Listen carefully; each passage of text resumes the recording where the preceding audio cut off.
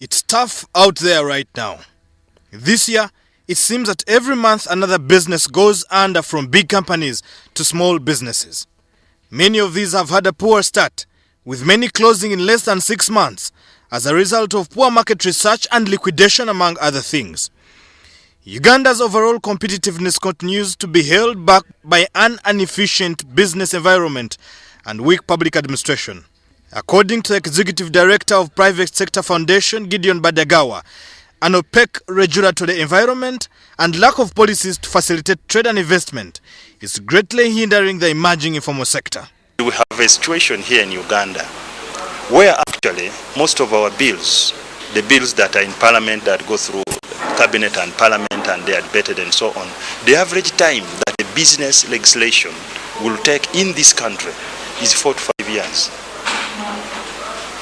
to be passed through Parliament and assented by the President.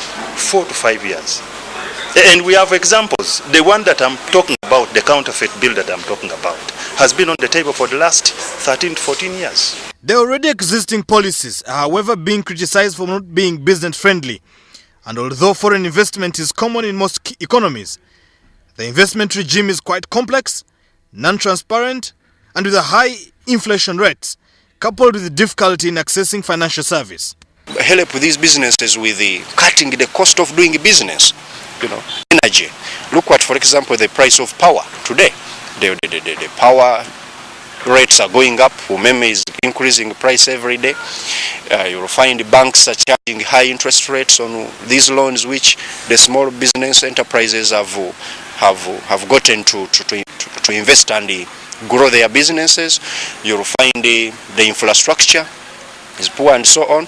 All these are pro-business aspects or activities which government needs to look into.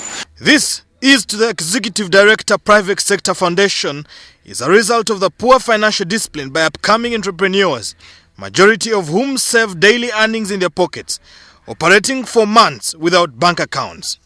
If one did not plan and they simply set up because their neighbor had a business, they would certainly collapse because they were not ready. They did not plan for it, and that's why we emphasize business planning. Since the expulsion of Asians in 1972, the business environment lost ground.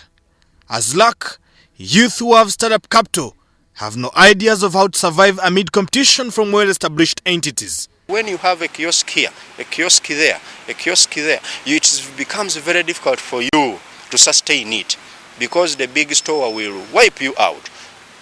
But if you come together and we realize that there is need for us to partner in business, to build that trust, that's the only way these businesses are going to be able to sustain themselves. But as long as they are still so diminutive, so small in size, they are going to be usually outcompeted. Reducing variable costs to make an extra coin is always a target of every business. But striking a balance between reducing operational costs whilst maintaining efficiency, product quality, and at the same time grow profits is not an easy task. Somebody is always looking at sales and then the revenues earning. At the end of the day, you balance in the evening that you have got something like 1 million shillings from sales, and you ask yourself, how much did I use to buy these commodities which I have sold 1 million, that I used 800,000. So in his own kind of business language, the 200 is profit. But that's wrong. That's not how they keep books of business. Analysts now say, unless government implements strong economic policies that are conducive for private sector, there is likely to be a high recorded rate of collapse of business in the country at an infant stage. Samuel Ngambwachi, WBS Business News.